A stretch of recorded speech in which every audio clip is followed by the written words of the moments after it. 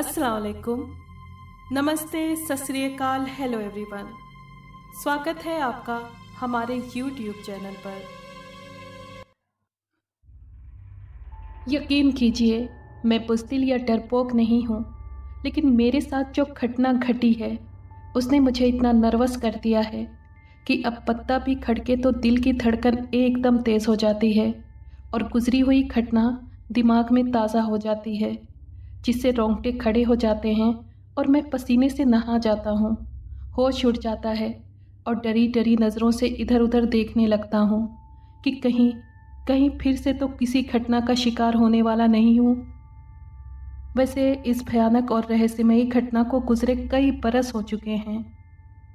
पेशे के एतबार से डॉक्टर होने की वजह से मेरे दिल दिमाग काफ़ी मजबूत थे। मुर्दों और जिंदों के जिस्मों की चीर फाड़ MBBS करने के दौरान भी करता रहा था और हॉस्पिटल में तैनात होने पर भी कई ऑपरेशन और पोस्टमार्टम किए थे। दूसरे हॉस्पिटल में ट्रांसफ़र कराने से एक हफ़्ता पहले की बात है। मैं रात का खाना खाकर बिस्तर पर लेटा ही था कि हॉस्पिटल का एक मुलाजिम असलम आया और उसने ख़बर दी कि एक बहुत सीरियस केस आया है। इस खबर पर अपने फ़र्ज़ को महसूस करते हुए मैं फ़ौरन उठा और घर से निकलकर हॉस्पिटल की तरफ चल दिया। वहाँ पहुँचा तो कुछ लोग चरपाई पर एक मरीज़ लिए बैठे बेचैनी से मेरा इंतज़ार कर रहे थे। उनमें एक अधेड़ उम्र की औरत भी थी। मुझे देखते ही वो रोने लगी। डॉक्टर साहब, मेरी बच्ची को बचा लीजिए वरना मैं मर जाऊंगी, उसने मुझसे कहा। मैंने उसे तसल्ली दी, फिर चरपाई पर लेटी मरीज़ के चेहरे से कपड़ा हटाकर देखने लगा। वो 17-18 बरस की नौजवान और खूबसूरत लड़की थी। उसकी आंखें बंद थीं और धीरे धीरे सांस ले रही थी। चेहरा बिल्कुल नीला पड़ रहा था, जैसे जिस्म में खून का एक कतरा तक न हो। मैंने उसकी कलाई पकड़कर नब्ज़ चेक की। नब्ज़ बहुत धीमी थी। मैंने मुलाजिम असलम से टॉर्च मंगवाई और टॉर्च की रोशनी में उसके पपोटे उठाकर आंखें देखीं तो उनमें अजीब सी वहशत महसूस की। लगता था जैसे वो किसी से डरी हुई थी और शायद डर की वजह से ही उस पर बेहोशी छाई थी। औरत मेरे करीब ही खड़ी थी।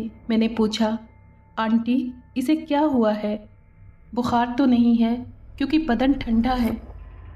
बेटे, मैं क्या बताऊं, मेरी तो अपनी समझ से बाहर है। आपने देखा रंग कैसे पीला हल्दी हो रहा है, वो भर्राई हुई आवाज़ में बोली। ये लोग कौन हैं? मैंने वहाँ पर मौजूद लोगों के बारे में पूछा। हमारे रिश्तेदार और पड़ोस वाले हैं, मेरा शौहर और बेटा भी है। उसने 2 लोगों की तरफ इशारा किया। अच्छा, लड़की की ये हालत कब से है? क्या शादीशुदा है? नहीं, शादी में अभी 3 महीने बाकी हैं। अलबत्ता मंगनी पिछले साल हुई थी। मुझे लड़की के बारे में डिटेल जानकारी चाहिए थी, लेकिन मर्दों के सामने पूछगछ करना सही नहीं था। मैंने आंटी को अपने साथ आने का इशारा किया और मुलाजिम से कहा कि पेशेंट को चेकअप रूम में ले जाए। फिर मैं अपने कमरे में आया और बूढ़ी औरत को कुर्सी पर बैठने का इशारा करता हुआ उसके सामने बैठ गया। वो बैठ गई तो मैं उससे सवाल करने लगा। उसने मेरे सवालों के जो जवाब दिए। उसके मुताबिक लड़की का नाम सुल्ताना था और वो मैट्रिक कर चुकी थी और उसका घर शहर से बाहर रोड पर था। 2 दिन पहले वो घर में आई हुई मेहमान और कज़िन आसिया के साथ शाम के वक्त टहलने के लिए आबादी के पीछे बने खेतों की तरफ गई थी। वहाँ से वापसी पर वो बहुत डरी हुई थी। आसिया ने बताया था कि टहलने के दौरान सुल्ताना टॉयलेट के लिए एक खेत में गई थी और जब वापस आई तो आसिया से बोली कि जल्दी घर चलो, मुझे डर लग रहा है। घर आकर वो खामोशी से सो गई थी, लेकिन सुबह उसकी हालत ऐसी थी जैसे बरसों की बीमार हो। बार बार चौंकती और इधर उधर देखती हुई सहम जाती थी। घर वालों ने उससे पूछने की काफ़ी कोशिश की थी, लेकिन वो खामोश रही। बस्ती के एक बुज़ुर्ग आमिल को बुलाकर उस पर दम दरूद करवाया गया था, लेकिन सुल्ताना की तबीयत संभलने के बजाय और डाउन होती चली गई। न कुछ खाती थी न पीती थी, बिस्तर पर पड़ी छत को घूरती रहती थी। फिर पिछले दिन से उस पर बेहोशी के दौरे पड़ने लगे थे। आज वो दोपहर के पास से ही बेहोशी की हालत में थी। बुजुर्ग आलिम ने उस पर कई बार दम किया था, लेकिन वो होश में नहीं आई। तब उसे हॉस्पिटल लाया गया था। ये सब कुछ सुनकर मैंने अंदाज़ा लगाया कि किसी डर की वजह से ही इसकी ये हालत थी। इस पोजीशन में जाहिर है डॉक्टर के इलाज से उसे कोई फ़ायदा नहीं पहुंच सकता था। बहरहाल मैंने उन लोगों की तसल्ली के लिए लड़की को होश में लाने के लिए उपाय किया और उसने आंखें खोल दी। अपने आप को हॉस्पिटल में देखकर एक लम्हे के लिए उसकी वीरान सी आंखों में हैरत पैदा हुई। फिर वो अपनी माँ की तरफ देखने लगी। अम्मी, क्या मैं बीमार हूँ जो आप मुझे यहाँ लाई हैं? उसने धीरे से पूछा।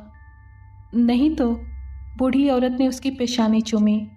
तुम जाग नहीं रही थी ना, इसलिए हम परेशान हो गए कि न जाने तुम क्यों नहीं जागती। सुल्ताना, मैंने पहली बार उसे बुलाया। तबीयत कैसी है? कोई तकलीफ़ दर्द तो महसूस नहीं हो रहा? जवाब में उसने ना में सर हिलाया। तकलीफ़ तो कोई नहीं, अलबत्ता थकावट सी महसूस होती है। बेटी, डॉक्टर साहब को अपनी सही हालत बताओ, बूढ़ी औरत ने कहा। मैं बिल्कुल ठीक हूँ अम्मी, आपने ख्वामख्वाह डॉक्टर साहब को परेशान किया। उसके होठों पर फीकी सी मुस्कुराहट फैल गई। इस कमरे में हम तीनों के अलावा कोई नहीं था। मैंने बूढ़ी औरत से कहा, आंटी आप बाहर ठहरिए, मैं इससे कुछ सवाल करूँगा। हो सकता है आपकी मौजूदगी में इसे झिझक महसूस हो। बूढ़ी औरत ने सर हिलाया, फिर सुल्ताना से बोली, बेटी ये जो कुछ पूछें सच सच बता देना। इतना कहकर वो कमरे से बाहर चली गई। मैं कुर्सी घसीट कर सुल्ताना के करीब ही बैठ गया। वो मेरी तरफ सवाल भरी नज़रों से देख रही थी। मैंने कहा, सुल्ताना, तुम्हारी माँ तुम्हारे लिए बहुत फ़िक्रमंद है। अगर तुमने अपनी यही हालत बनाए रखी तो वो सदमे से बीमार पड़ जाएंगी। मुझे साफ साफ बतला दो कि तुम किससे डरी हुई हो? क्या किसी ने तुम्हें ज़हनी तकलीफ़ पहुंचाई है? जवाब में कुछ कहने के बजाय वो खाली खाली नज़रों से मेरी तरफ देखती रही। उसकी आंखों में मायूसी दिखाई दे रही थी। मेरे सवाल पर उसके चेहरे या आंखों से किसी किस्म का तासुर, किसी किस्म का भाव जाहिर नहीं हुआ था। देखो सुल्ताना, मैंने बड़ी नरमी से उसे समझाया, अगर तुम्हें खुदा न करे कुछ हो गया तो तुम्हारी माँ की भी जान खतरे में पड़ जाएगी। इसलिए अपनी खातिर ना सही, अपने माँ बाप और बहन भाई की खातिर तुम मुझे अपनी इस हालत की वजह बता दो। अगर कोई छिपाने वाली बात है तो मैं वादा करता हूँ कि उसे अपने सीने में ही दफन रखूँगा। तुम्हारी इज्जत पर कोई आँच नहीं। नहीं नहीं, ऐसी कोई बात नहीं है डॉक्टर साहब, वो एकदम मेरी बात काटती हुई बोली। इज्जत वाली कोई बात नहीं। फिर कौन सी बात है, वही बता दो। डॉक्टर समझ कर ना सही, दोस्त और हमदर्द समझ कर। आप क्या मालूम करना चाहते हैं? उसने धीरे से पूछा। यही कि तुम किससे डरी हुई हो? अपनी कज़िन आसिया के साथ जिस रात तुम खेतों की तरफ गई थी, उसी रात से तुम्हारी ये हालत हो रही है। मुझे बताओ, खेतों में तुम्हारे साथ क्या घटना घटी थी? क्या वहाँ तुमने कोई रहस्यमयी चीज़ देख ली थी? डॉक्टर साहब, आप फ़िलहाल मुझे घर भेज दीजिए, उसने सपाट लहजे में कहा। मैं 1-2 दिन बाद आपको कुछ बता सकूंगी। क्यों? अभी बताने में क्या हर्ज है? मुझे एकदम से उम्मीद हो गई। दरअसल बात काफ़ी लंबी है और मैं ज़्यादा देर तक आपके पास रही तो अम्मी न जाने क्या सोचे। 5-10 मिनट के लिए अम्मी क्या सोचेंगी? 5-10 मिनट नहीं, पूरे 2 घंटे चाहिए। वो फीके अंदाज में मुस्कुरा दी। अच्छा, मैं हैरान रह गया, लेकिन तुम वादा करो कि ख़ुद को संभालने की कोशिश करोगी ताकि तुम्हारे माँ बाप परेशान ना हों। ठीक है, वादा रहा। मैं कोशिश करूँगी कि उन्हें परेशान ना होना पड़े। तब मैंने उसकी माँ को अंदर बुलाया और उससे कहा, अब ये ठीक है, इसे खाना और दूध दें। कुछ दिन बाद ही इसकी सेहत सही हो जाएगी। उसकी माँ खुश हो गई। कुछ मिनट बाद सुल्ताना घर चली गई और मैं भी घर वापस आ गया। अगले दिन दोपहर के वक्त अपने मकान पर लंच कर रहा था कि फ़ोन की घंटी बजी। मैंने रिसीवर उठाया तो दूसरी तरफ से सुल्ताना की आवाज़ सुनकर मुझे हैरत हुई। वो कह रही थी, मैं सुल्ताना बोल रही हूँ डॉक्टर साहब। मैं तुम्हारी आवाज़ सुनते ही पहचान गया था। तबीयत कैसी है तुम्हारी? मैंने पूछा। ठीक हूँ, तभी तो फ़ोन कर रही हूँ। वो धीरे से हंसी। क्या तुम्हारे घर में टेलीफोन है या पीसीओ से कॉल कर रही हो? पीसीओ से। हमारे घर से करीब ही है। आप शाम को फ्री हो तो आ जाइएगा। आ सकेंगे? क्यों नहीं, क्या तुम्हारे घर आऊँ? मैंने पूछा। जी हाँ, 8 बजे के बाद, वो बोली।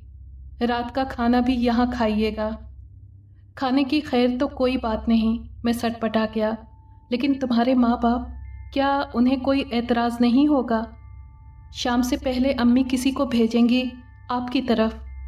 आप उसे 8 बजे का वक्त दे दीजिएगा। इसके साथ ही उसने खुदा हाफिज़ कहकर फ़ोन बंद कर दिया। मैंने भी रिसीवर रखा और सोचने लगा कि सुल्ताना की माँ मुझे किस लिए बुलाएगी।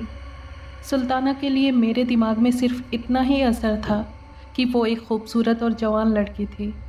इससे आगे मैंने देखने की कोशिश नहीं की थी, क्योंकि मैं एक शादीशुदा और 2 बच्चों का बाप था और मेरी बीवी बच्चों समेत इन दिनों मायके गई हुई थी। लेकिन सुल्ताना का फ़ोन आने के बाद उसके बारे में मेरी सोच बदल गई थी। मुझे महसूस हुआ कि वो मुझ में दिलचस्पी ले रही है, वरना मुझे घर में इनवाइट करने की उसे क्या ज़रूरत थी। पिछली रात हमारी 10, 12 या 15 मिनट की मुलाकात एक पेशेंट और डॉक्टर की मुलाकात के अलावा कुछ नहीं थी। मैं काफ़ी देर तक सोचता रहा। फिर 4 बजे मैं घर से निकला। हॉस्पिटल में कुछ मरीज़ मेरे इंतज़ार में थे। मैं अपने कमरे में बैठकर उन्हें निपटाने लगा। तकरीबन 5 बजे सुल्ताना का छोटा भाई नासिर आ गया। पिछली रात मैंने उसके बड़े भाई को देखा था, जिसका नाम उसकी माँ ने यासिर बताया था। नासिर की उम्र 14-15 बरस की थी। उसने पहले तो अपना परिचय कराया, फिर कहने लगा, बाजी की तबीयत ख़राब है। अम्मी ने कहा है कि आप आकर उसे देख जाइए। जो भी आपकी फ़ीस होगी हम दे देंगे। मैंने मुस्कुराते हुए कहा, फ़ीस की कोई बात नहीं, ये तो मेरा फ़र्ज़ है। तो फिर चलिए, मैं भाईजान की बाइक लाया हूँ, नासिर ने कहा। बाइक तो मेरे पास भी है, लेकिन 7 बजे से पहले मैं हॉस्पिटल नहीं छोड़ सकता। तुम जाओ, मैं 8, साढ़े 8 बजे तक आ जाऊँगा। बेहतर, मैं 8 बजे के करीब आऊँगा आपको लेने के लिए। नहीं, तुम परेशान मत हो, मैं खुद आ जाऊँगा। मुझे अपने घर का पता समझा दो, मैंने मुस्कुराते हुए कहा। नासिर ने मुझे एड्रेस बताया और चला गया। उसके जाने के बाद मैं सोचने लगा कि दोपहर के वक्त तो सुल्ताना ठीक थी, अब उसे क्या हो गया। फिर मुझे ख्याल आया कि शायद उसने मुझे बुलाने के लिए तबीयत की खराबी का बहाना बनाया हो, क्योंकि उसने मुझे पहले ही फ़ोन पर बुलाए जाने की बात बता दी थी और कहा था कि मैं रात का खाना उसके घर पर खाऊं। 7 बजे मैं ड्यूटी ऑफ करके अपने मकान पर आया और नहाने के बाद दूसरा ड्रेस पहनकर जाने के लिए तैयार हो गया। 7:45 बजे मैं अपनी मोटरसाइकिल पर रवाना हुआ।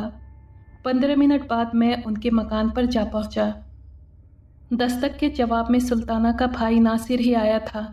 वो मुझे अंदर लाया। काफ़ी बड़ा मकान था और उसमें कई कमरे थे। मैं नासिर के साथ सुल्ताना के बेडरूम में पहुंचा तो वो बिस्तर पर लेटी थी और करीब ही उसकी माँ बैठी उसका सर दबा रही थी।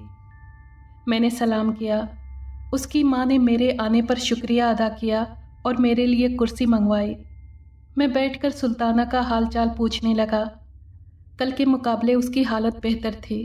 उसकी माँ मेरे लिए खाना लाई और मेज़ पर सजाकर बोली, बेटे पहले खाना खा लो, फिर बातें करेंगे। मैंने मना करना सही नहीं समझा। मैं जल्द से जल्द सुल्ताना से उसका किस्सा सुनने के लिए बेचैन था, इसलिए खाना खाने लगा। खाने के बीच सुल्ताना की माँ कमरे में मौजूद रही। मैं फ्री हुआ तो वो खाने के बर्तन समेटकर बाहर चली गई। मौका पाकर मैंने सुल्ताना से कहा, सुल्ताना मुझे वापस भी जाना है। तुम्हें जो कुछ कहना है जल्दी कह डालो। यहाँ नहीं, आपको मेरे साथ खेतों की तरफ जाना होगा, वहाँ मैं इत्मीनान से बात कर सकूँगी। उसने धीरे से जवाब दिया। मुझे हैरत हुई, आखिर वो कौन सा रहस्य है जिसे वो अपने घर वालों से छिपाना चाहती है। फिर घर में बात ना करने का मतलब था कि कहीं वो लोग सुन न लें। बहरहाल मैंने ज़िद नहीं की। उसकी माँ दोबारा आई तो सुल्ताना ने उससे कहा, अम्मी, डॉक्टर साहब वो जगह देखना चाहते हैं जहाँ मैं आसिया के साथ गई थी उस रात, तो दिखा दो। इसमें क्या हर्ज है, मैं चलूँ तुम्हारे साथ? नहीं, आप परेशान ना हो, मैं तेज़ी से बोला। मुझ पर भरोसा करिए। ठीक है, जाइए। इसमें बेभरोसे वाली कोई बात नहीं, उसने हंसकर कहा। मैंने तो इसलिए कहा था कि सुल्ताना चल ना सकेगी, मैं उसे सहारा दूंगी, कहीं गिर ना जाए। फिक्र मत करिए, मैं इसे नहीं गिरने दूंगा। फिर मैंने सुल्ताना से पूछा, क्या तुम चल सकती हो? क्यों नहीं, वो बिस्तर से उतरते हुए बोली। आइए। मैं उसके साथ घर से निकला और गली में चलता हुआ आबादी के पीछे की तरफ बढ़ने लगा। कुछ मिनट बाद हम आबादी से निकल आए। अब सामने हरे भरे खेत दिखाई दे रहे थे। अलबत्ता अंधेरे की वजह से फसलों को पहचानना मुश्किल था। सुल्ताना मेरे आगे चल रही थी। उसकी रफ्तार सुस्त थी, जिसकी वजह उसकी जिस्मानी कमज़ोरी थी। 2 खेतों के बीच से गुजरकर हम दूसरी तरफ पहुँचे तो बाईं तरफ पेड़ों का झुंड दिखाई दिया। सुल्ताना दिशा बदलकर उस तरफ बढ़ने लगी। काफ़ी बड़े बड़े पेड़ थे, जिनके बीच में झाड़ीदार और ऊंचे ऊंचे पौधों की वजह से दूसरी तरफ का मंजर नज़र नहीं आ रहा था। सितारों की मध्यम रोशनी में सुल्ताना इसी तरह इत्मीनान से चल रही थी, जैसे पहले भी इसी तरह आती जाती रही हो। हम दोनों उन पेड़ों से गुजरकर दूसरी तरफ पहुँचे तो मैं चौंके बगैर नहीं रह सका। इस तरफ एक कब्रिस्तान था जिसे पेड़ों ने घेरा हुआ था। उसमें अनगिनत ऊंची नीचे कब्रें थीं। कब्रिस्तान में सन्नाटा छाया हुआ था।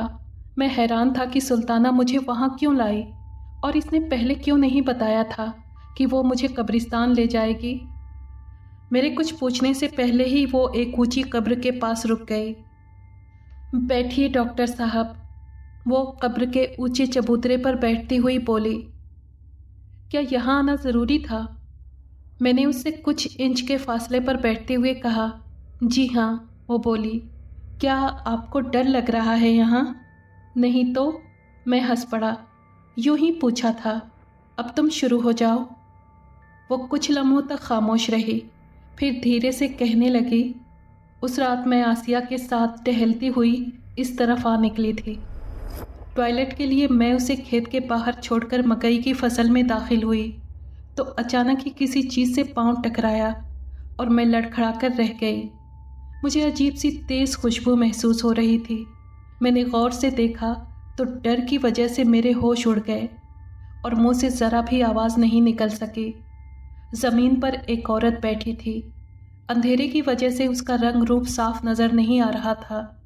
अलबत्ता उसने सफ़ेद कपड़े पहने हुए थे और उसकी आंखें बिल्लौर की तरह चमक रही थीं। वो मेरी तरफ ही देख रही थी। मेरी नज़रें उससे मिली तो मुझे यूँ लगा जैसे उसकी आंखों से अनदेखी लहरें निकलकर मेरी आंखों के रास्ते मेरे दिमाग को जकड़ती जा रही हों। मैंने डर की वजह से चीखना चाहा, लेकिन मेरे मुंह से आवाज़ नहीं निकली। हलक सूख चुका था। तभी उस औरत ने उठकर मेरी कलाई थाम ली। उसका हाथ बर्फ़ की तरह ठंडा था। मैं इतना डर गई थी कि मैं कोई विरोध नहीं कर सकी और वो मुझे खेत की दूसरी तरफ खींचने लगी। खेत से निकलकर वो मुझे इसी कब्रिस्तान में ले आई। कब्रें देखकर मैं और भी डर गई। तब मुझे एहसास हुआ कि वो औरत जिंदा नहीं, लाश है और उसका सफ़ेद ड्रेस दरअसल कफन है। ये एहसास होते ही मैंने उसके हाथ से अपनी कलाई छुड़ाने की कोशिश की, मगर नाकाम रही। सुल्ताना, वो पहली बार मुझसे बोली। उसका लहजा नरम था। क्या बात है, मैं तुम्हें खा तो नहीं रही हूँ ना, जो तुम भागना चाहती हो? तुम कौन हो? मुझे यहाँ क्यों लाई हो? मैं बड़ी मुश्किल से बोल पाई। अरे, क्या तुमने पहचाना नहीं? मैं तुम्हारी खाला हूँ। वो धीरे से हंसी। तुम्हारी पैदाइश के 2 बरस बाद मैं हमेशा के लिए यहाँ आ गई थी। अब मैं तुम्हें अपना घर दिखाना चाहती हूँ। तुम्हारे खालू इंतज़ार कर रहे होंगे, आओ। मेरी बड़ी खाला कौसर मेरे बचपन में ही मर गई थी और इसलिए मुझे उसकी शक्ल और सूरत की पहचान बिल्कुल नहीं थी। मैं घर जाना चाहती हूँ। मैं तुम्हें नहीं जानती। मैं डरे लहजे में बोली, मगर मैं तो तुम्हें जानती हूँ ना, आओ। वो मुझे दोबारा खींचने लगी। उसके लहजे में कुछ ऐसा धौंस था कि मेरे पाँव खुद ब खुद उठने लगे। मुझे अंधेरे में एक कब्र खुली दिखाई दी। वो कफन पोश औरत उस कब्र के करीब रुकी तो मुझे हल्की हल्की सी कराहें सुनाई दी, जैसे कोई मरीज़ या ज़ख्मी कराह रहा हो, और वो कराहें कब्र से आ रही थीं। क्या तुम आ गई हो रेहाना? कब्र से एक हल्की सी आवाज़ उभरी। हाँ हाँ हाँ मास्टर, वो औरत बोली। ज़रूर इसी का नाम रेहाना था। ज़रा बाहर आकर तो देखो कैसा शिकार लाई हूँ। तब कब्र में से एक कफन पहना हुआ आदमी बाहर निकल आया। उसकी शक्ल देखकर डर से मेरी खिखी बंध गई। उसका चेहरा पिचका हुआ और आंखें खून की तरह लाल और चमकदार थीं। मुझे देखकर खुशी से उसकी पाँछें खिल गईं और ऊपरी दांत दिखाई देने लगे। उनमें 2 दांत दूसरे दांतों के मुकाबले 2 गुना लंबे और नुकीले थे। डर की शिद्दत से मेरे होश उड़ने लगे थे। बहुत खूब, शानदार, वो कफन पोश मुर्दा हंसकर मेरी तरफ बढ़ा। मुझे ऐसा ही खूबसूरत और सेहतमंद शिकार चाहिए। उसकी बात सुनकर मेरे रहे सहे होश भी उड़ गए और मैं बेहोश होकर ज़मीन पर आ गिरी। इसके बाद क्या हुआ ये मालूम नहीं। अलबत्ता जब दोबारा होश आया तो मैं उसी हालत में बैठी थी जहाँ से मुझे रेहाना ले गई थी, लेकिन अब मैं अकेली थी। मुझे कमज़ोरी का एहसास हो रहा था और जब मैं ज़मीन से उठी तो ये एहसास तेज़ हो गया। यूँ लग रहा था जैसे मैं कई दिनों की बीमार हूँ।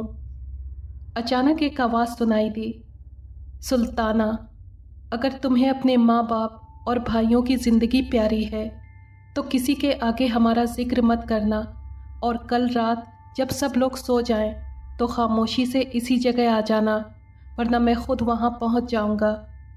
ये सुनकर मैं सहम गई। आवाज़ उसी कफन पोश मुर्दे की थी जिसे रेहाना नाम की औरत ने मास्टर कहा था। मैंने इधर उधर देखा लेकिन वो मुझे नज़र नहीं आया। उसी लम्हे उसकी आवाज़ दोबारा सुनाई दी, कल रात 12 बजे से पहले तुम्हें हर हाल में यहाँ पहुँचना है। अब तुम जाओ, तुम्हारी कज़िन इंतज़ार कर रही है। मैं गिरती पड़ती खेत से बाहर आई तो आसिया ने कहा, अरे इतनी देर लगा दी। आसिया जल्दी चलो, मेरी तबीयत ठीक नहीं है, मैंने उसके करीब पहुंचकर कहा।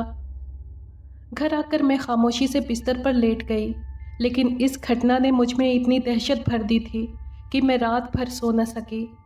कफन पोश मुर्दे की धमकी की वजह से मैंने ज़बान सी ली और किसी को अपनी हालत के बारे में नहीं बताया। अम्मी ने समझा कि मुझे भूत चिमट गया है। वो झाड़ पोंछ कराने में लग गई। दूसरी रात मैं मास्टर के इंस्ट्रक्शन के मुताबिक आधी रात के वक्त अकेले ही चोरी छुपे घर से निकलकर खेतों में पहुंची तो रेहाना वहां मौजूद थी। वो मुझे लेकर कब्रिस्तान पहुंची और मुझे कब्र में दाखिल होने को कहा।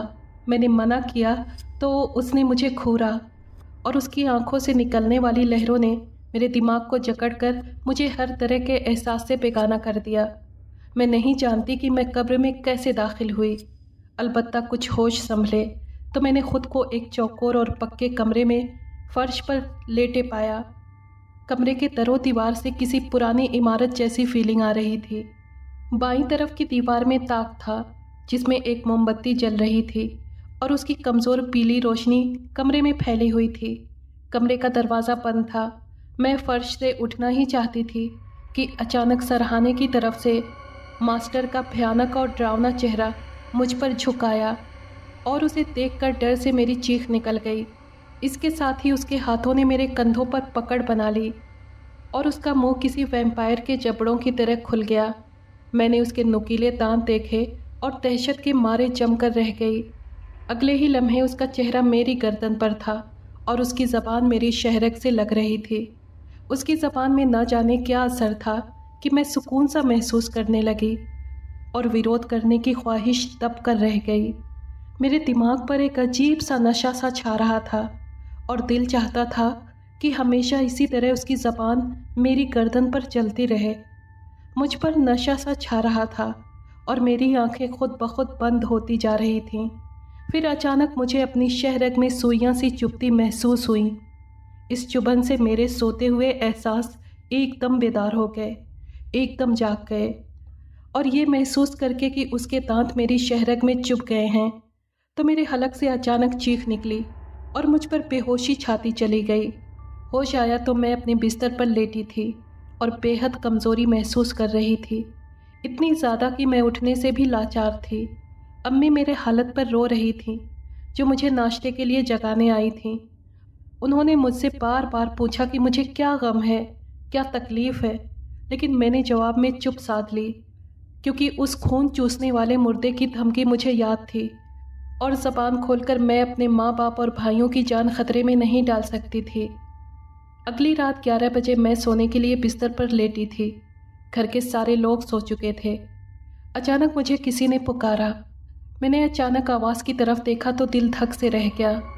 रोशनदान के शीशे नहीं थे और कमरे में ट्यूबलाइट की रोशनी फैली हुई थी, इसलिए रोशनदान में उस वैम्पायर का डरावना चेहरा साफ नज़र आ रहा था। उसकी नज़रें मेरे चेहरे पर जमी थीं और मुंह भयानक अंदाज में खुला हुआ था, जिसमें से उसके लंबे नुकीले दांत झांक रहे थे। उससे नज़रें मिलते ही मेरे होश जवाब देने लगे और दिमाग अनदेखी लहरों में जकड़ता चला गया। कुछ लम्हों बाद रोशनदान में से उसका चेहरा गायब हो गया और उसके साथ ही मेरे जिस्म ने हरकत की और मैं बिस्तर से उतरकर दरवाजे की तरफ बढ़ गई। कोई अनजानी ताकत मुझे अपनी तरफ खींच रही थी। मैं जैसे नींद में चल रही थी। थोड़ी देर बाद मैंने खुद को कब्रिस्तान में पाया। वो कफन पोश जिंदा लाश की तरह अपनी कब्र के चबूतरे पर बैठा मेरी तरफ देख रहा था। मैं किसी रोबोट की तरह चलती हुई उसके करीब पहुंची तो उसने मुझे अपनी आगोश में ले लिया और बेचैनी से मेरी गर्दन पर अपनी खुरदरी ज़बान फेरने लगा। पिछली रात की तरह मुझ पर नशे की सी कैफियत होने लगी और मैं दुनिया जहां से बेखबर हो गई। होश आया तो मैं उस कमरे में थी जहां उसने पिछली रात मेरे खून से अपनी प्यास बुझाई थी, लेकिन मैं वहां अकेली नहीं थी। रेहाना और वो मास्टर दोनों मेरे दाएं बाएं बैठे थे। उसी लम्हे मास्टर ने मेरी आंखों में झांका और मेरे दिमाग को कंट्रोल कर लिया। सुल्ताना, आज से तुम मेरी ग़ुलाम हो, उसने पाटदार आवाज़ में कहा। तुम्हारी खुराक ताज़ा और गर्म लहू है। जब तक तुम्हें ये खुराक ना मिलेगी तुम बीमार और कमज़ोर रहोगी, इसलिए तुम अपनी खुराक हासिल करने के लिए किसी सेहतमंद जिस्म वाले आदमी को घेर कर यहाँ लाओगी और हम तीनों बारी बारी उसके खून से अपनी भूख मिटाएंगे। तुम्हारा काम सिर्फ इतना होगा कि किसी शिकार को यहाँ तक ले आओ।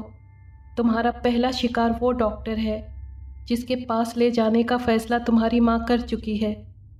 कल शाम तक तुम्हारी हालत ना संभली तो वो तुम्हें हॉस्पिटल ले जाएगी। कल शाम तक तुम्हारी हालत ना संभली तो वो तुम्हें हॉस्पिटल ले जाएगी। फिर उसने रेहाना से कहा, रेहाना, इसे बाहर ले जाओ और इसके घर पहुंचाकर वापस आ जाओ। बहुत अच्छा मास्टर, रेहाना ने कहा। फिर उसने मेरा हाथ पकड़ा और कमरे से निकल आई। बाहर खूब अंधेरा था। मैं उसके साथ कमज़ोर कदमों से चलती रही। कुछ मिनट बाद उसने मेरा हाथ छोड़ा और तब वही रोशनी फैल गई। देखा तो मैं अपने कमरे में खड़ी थी और रेहाना का कहीं नामो निशान नहीं था। सुल्ताना की बात सुनते ही मैं डर से कांपने लगा था। उसका आखिरी जुमला सुनते ही मैं उछलकर खड़ा हो गया। मैं समझ गया था कि वो अपने वैम्पायर मास्टर के इंस्ट्रक्शन के मुताबिक मुझे यहाँ लाई है। क्या हुआ डॉक्टर साहब? वो हैरत से बोली। मैंने उसकी तरफ देखा। वो मेरी तरफ देख रही थी और हल्के अंधेरे में उसकी आंखें बिल्लौर की तरह यानी शीशे की तरह चमक रही थीं।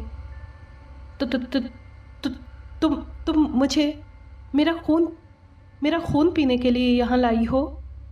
मैंने डरे लहजे में पूछा। मैं मजबूर थी, वो सर झुकाकर भर्राई हुई आवाज़ में बोली। मास्टर ने धमकी दी थी कि अगर मैंने उसकी बात नहीं मानी तो वो मेरी माँ और छोटे भाई को अपना शिकार बनाएगा। उनकी ज़िंदगी बचाने के लिए ही मैंने पिछली रात ये फ़ैसला किया था कि आपको घर आने की दावत दूंगी और आप क्योंकि मेरी इस हालत की वजह जानने में दिलचस्पी रखते हैं इसलिए आने से मना नहीं करेंगे। मैं कुछ कहने ही वाला था कि अचानक बाईं तरफ से एक पाटदार आवाज़ उभरी, सुल्ताना, डॉक्टर साहब को यहाँ ले आओ।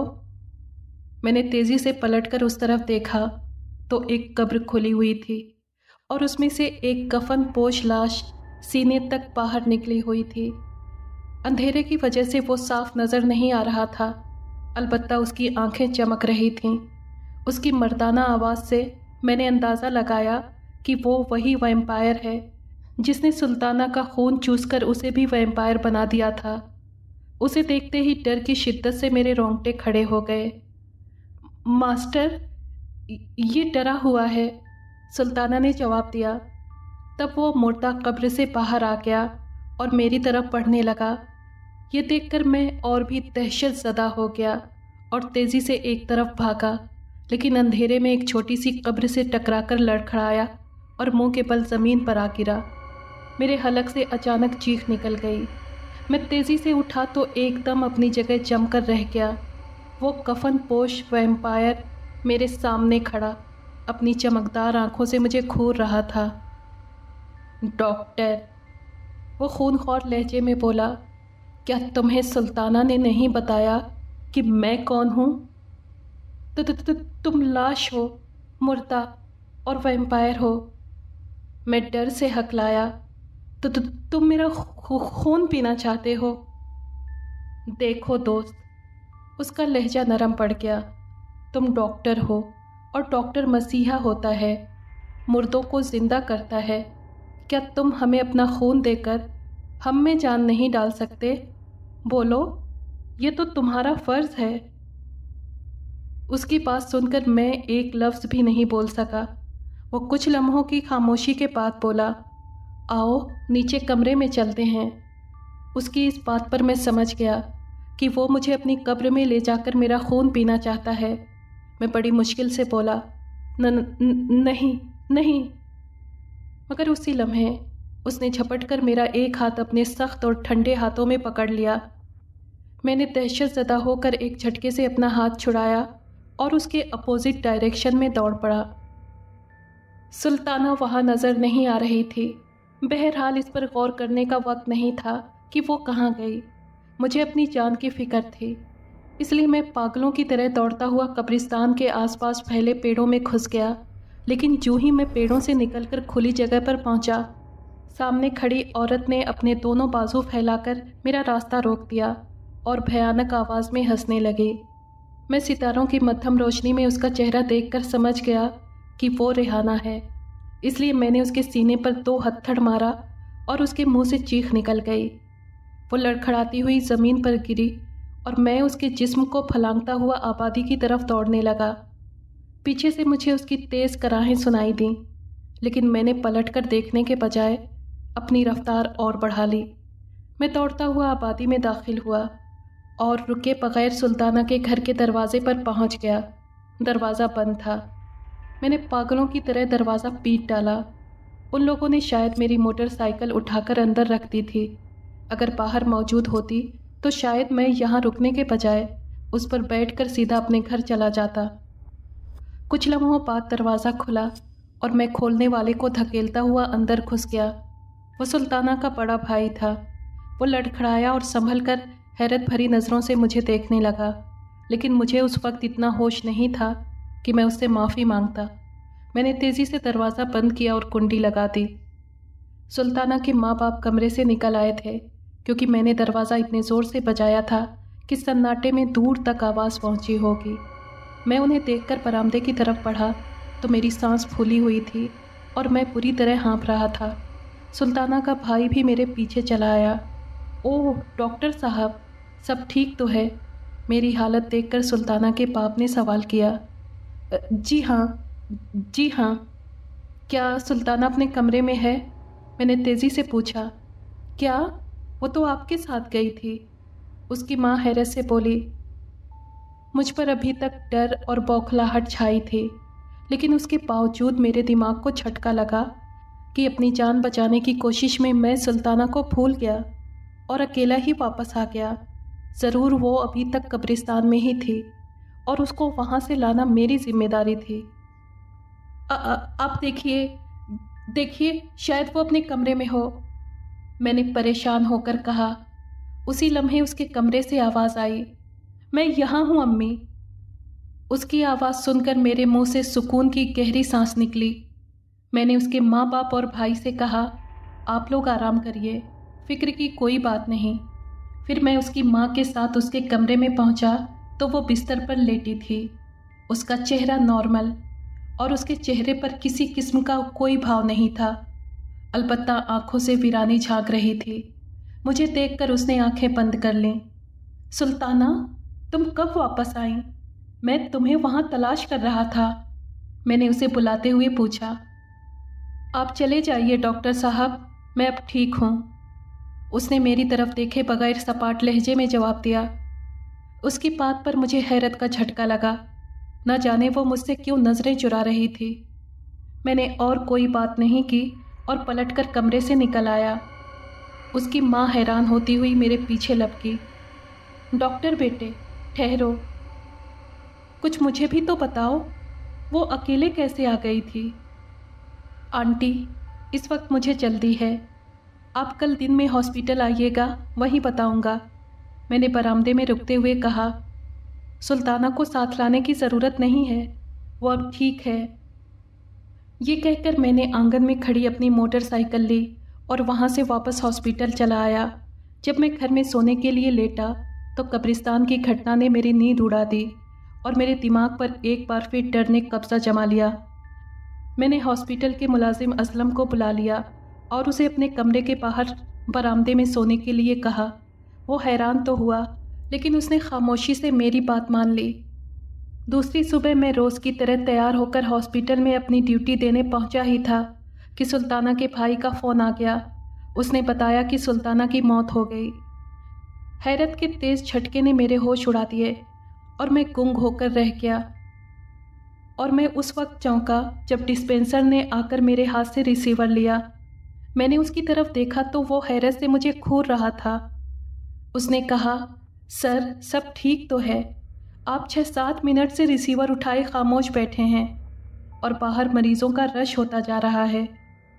गुलाम अली, सुल्ताना की मौत हो गई है, मैंने लंबी सांस लेते हुए कहा।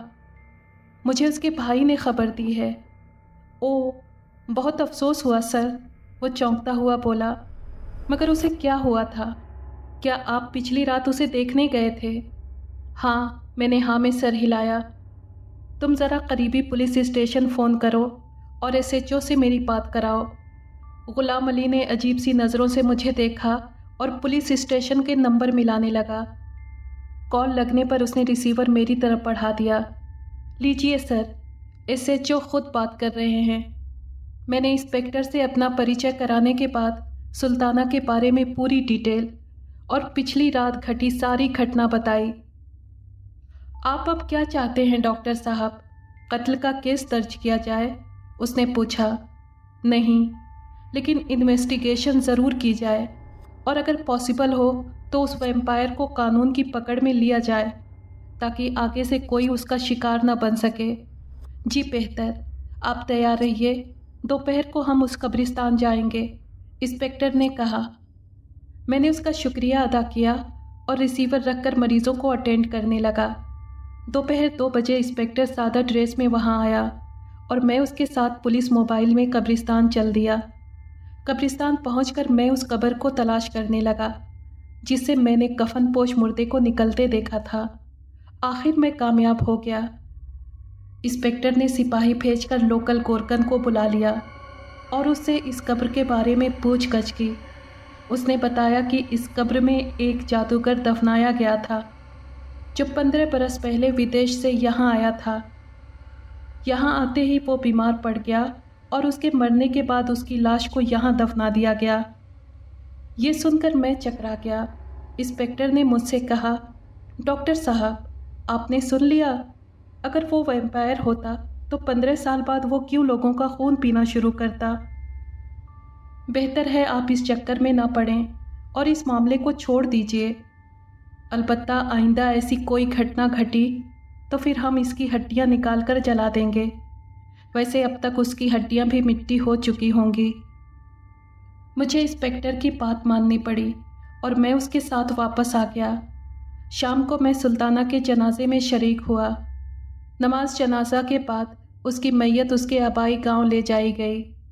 उसके बाद मेरा सुल्ताना के घर वालों से कभी कांटेक्ट हुआ, न मैंने कोशिश की। इस घटना के 1 महीने बाद मेरा दूसरी जगह ट्रांसफ़र हो गया था, लेकिन सुल्ताना की घटना आज भी मेरे दिमाग में ताज़ा है और जब भी मैं उन भयानक घटनाओं को सोचता हूँ तो मेरे रोंगटे खड़े हो जाते हैं।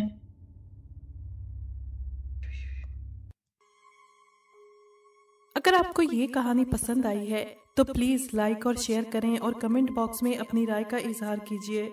अगर आपने हमारे चैनल को अभी तक सब्सक्राइब नहीं किया है तो प्लीज़ सब्सक्राइब कर लें और बेल आइकन को प्रेस कर दें ताकि आने वाली हर कहानी का नोटिफिकेशन आपको मिल सके। शुक्रिया।